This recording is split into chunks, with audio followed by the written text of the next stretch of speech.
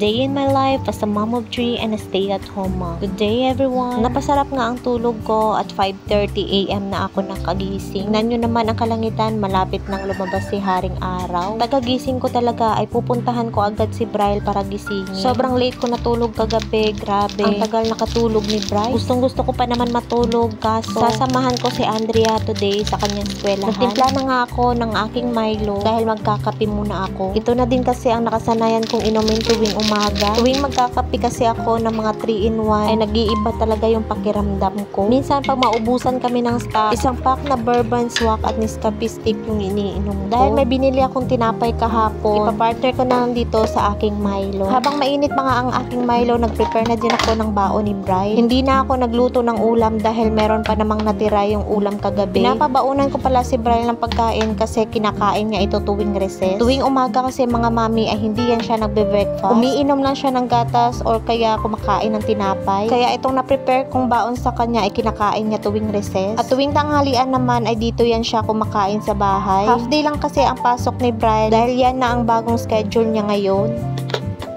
Okay? Okay? Okay? Timpla. Okay?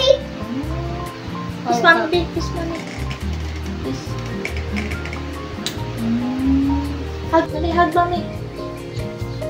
Hug, hug, hug, hug, hug, hug, mommy. Okay? Okay? Okay? Timpla mo na, Jeje. Okay. Bari? Timpla mommy, dali.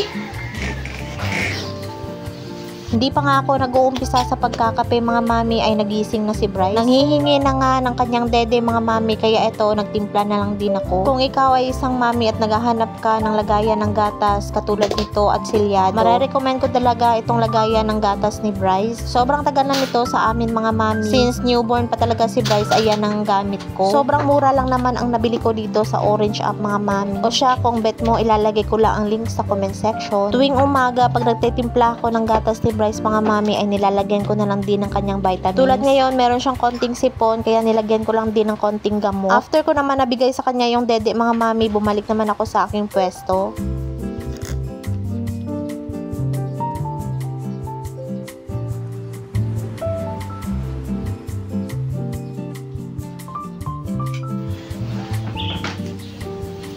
Oh?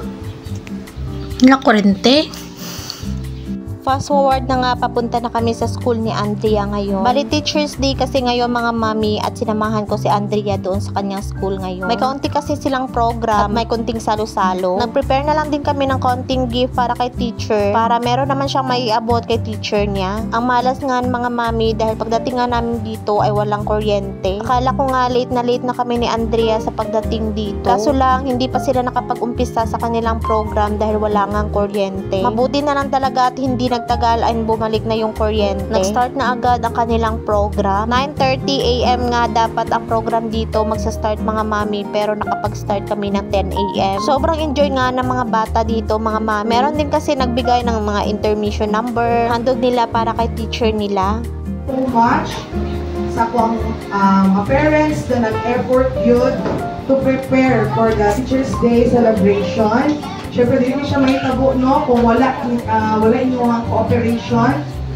Dito pala ginanap yung Teacher's Day nila sa kanilang classroom. Kaming mga parents ay nag-ambag-ambag na lang para sa pagkain ng mga bata after program. Usually, yung mga handa dito ay mga paborito ng mga bata. Tulad na lang ng spaghetti, chicken joy, cake, soft drinks, juice, pizza, creme bread, at saka ice cream. Abay, sa sobrang dami nito mga mami, kaming mga nanay ay busog na rin. Happy Teacher's Day pala, Teacher Janice. Thank you so much sa pagtuturo at paggabay ng aming anak sa school.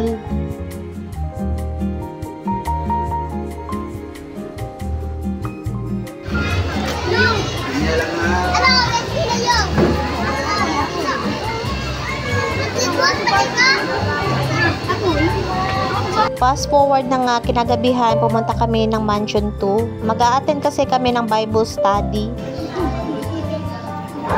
Uy,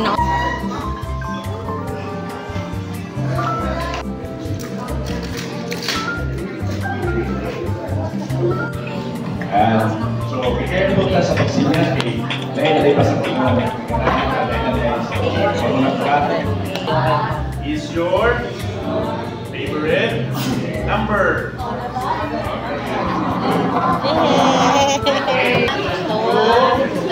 Three. Okay, number 4. Correct. 8, 9, 10. Very good. Pampakan na to ang mga left. Yan yung palakpak. Hindi ko sila nagulog. Kamon po lang. Tinuruan pala kami ni Pastor kanina mag-sign language mga mami. May mga kasamahan din kasi kami dito sa Bible study na mga deaf. After pala ng Bible study ay sumama ako kina mami at daddy. Dahil sasabay ako sa kanila pag uwi sa Polomolo. Pupunta kasi kami sa lamay ng ninong namin sa kasal ni Daddy B. Yan lang naman ang mga ganap namin. Bukas ulit ha. Bye. Mwah.